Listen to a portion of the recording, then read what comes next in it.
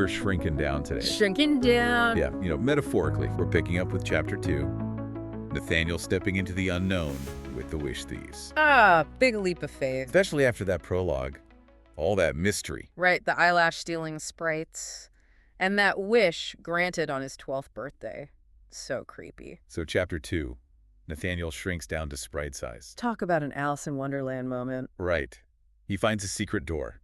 In his bookshelf, no less. And boom, he's in this crazy city. Made out of everyday objects. Buttons, bottle caps. Fabric scraps, you name it. It's fascinating the way the author uses these familiar things to create this entirely new world. It is. Makes you wonder what's hidden in our own homes. Right. Like, what if my couch cushions are a bustling sprite marketplace? Who knows? It could be. And remember, Bunny. Oh, yeah. She pops up and tells Nathaniel she's been working his niche for years. It's clever. It shows how these sprites are a part of our lives. Even though we're totally oblivious. And it's not just dust bunnies. We meet all sorts of sprites in this chapter. Some with wings, some without. All with different roles in their society. It shows you how complex their world is. They have a hierarchy, trade. Their own products, even. Like that Grit the Gook cleaner.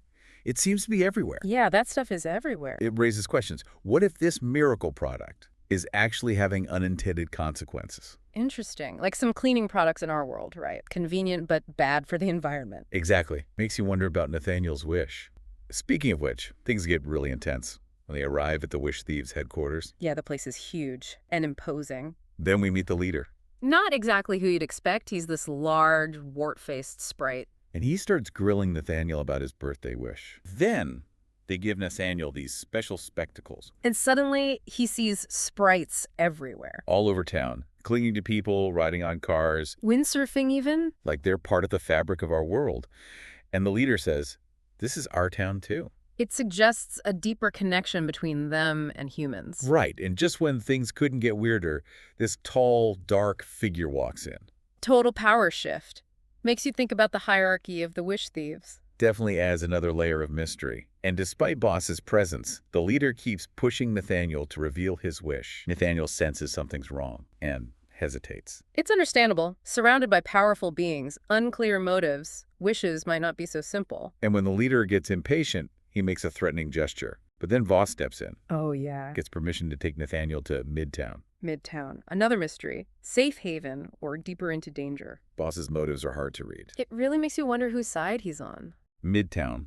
It sounds almost, normal. Right. But after seeing this crazy sprite city, what even is normal anymore?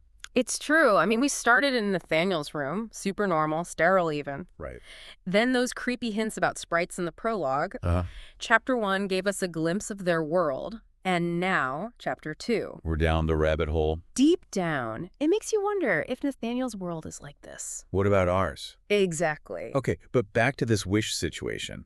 We know from Chapter 1 that Boss claims Nathaniel's wish was granted. Yeah. But we still don't know what it was, and the leader's obsession with it. It's creepy. It's like that monkey's paw thing. Yeah. Be careful what you wish for. You might just get it. But with consequences. Exactly. And remember, Nathaniel was always sick, confined to his room. Yeah. What if his wish was to be healthy? That would explain why he can suddenly breathe freely. And think about it. The Wish Thieves collect all these bodily substances. Eyelashes, phlegm. Now, lysozyme. So where does the lysozyme come into play? Well, lysozyme is a really fascinating enzyme. Okay. It acts like a natural antibiotic. Okay. And it can be found in a bunch of different places. Okay. And it's a key part of our body's defense system Okay. against bacteria. So if Nathaniel's body is producing enough lysozyme, his phlegm could actually be a really valuable source of this enzyme. For the Wish Thief. For the Wish Thieves, exactly. Okay, so that kind of explains the science connection. Yeah. So you're saying it's like Nathaniel's body is really struggling to kind of produce enough of its own internal, cleaning crew Exactly. to fight off infections. That's a good way to put it. And so that vulnerability could explain why the Wish Thieves are so interested in him. Yeah, I think that's a very plausible theory. Especially the one named Phlegm, which brings us back to the Grit the Gook cleaner. Oh, yeah. It's everywhere in the sprites world, but it's like a parallel to our world. Think about all the products we use. Right, all our conveniences. What if they have consequences we don't see? Yeah. On the environment, on other people? It makes you think about our desires, our consumption, the potential downsides. So here's Nathaniel, trapped, maybe being exploited for his wish, surrounded by these powerful beings. And then there's Boss, this mystery man playing both sides. Is he protecting Nathaniel or manipulating him? Working for the leader? Or does he have his own plan? It's impossible to tell. And that scene where the leader makes that threatening gesture, I felt the tension, like things could go bad. Oh, totally. The author builds that danger so well. And just when you think it's all over, Boss takes Nathaniel away. To Midtown. It's a classic cliffhanger. What is Midtown? A safe place? Or just another part of this crazy hidden world? And that final image, the leader staring out the window, chilling. He's not giving up. Nathaniel's not out of trouble yet, not by a long shot. It's like, Nathaniel's walking a tightrope. Yeah, one wrong step. Who knows what could happen? Okay, before we get too lost in all the mystery of Midtown, Right. let's take a step back. Right. What do we learn so far? Well, we started with Nathaniel stuck in his room, wanting freedom. Right. And then we got these hints of a hidden world where wishes might be granted, but there's a catch. in this chapter, we saw that world up close. The sprites society, their whole system. And that unsettling idea that Nathaniel's wish might be what's keeping it all going. It's a lot for one kid to handle.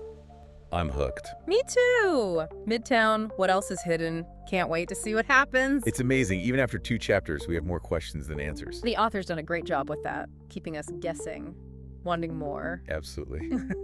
Well, until next time, happy reading, everyone. And be careful what you wish for. See you next time.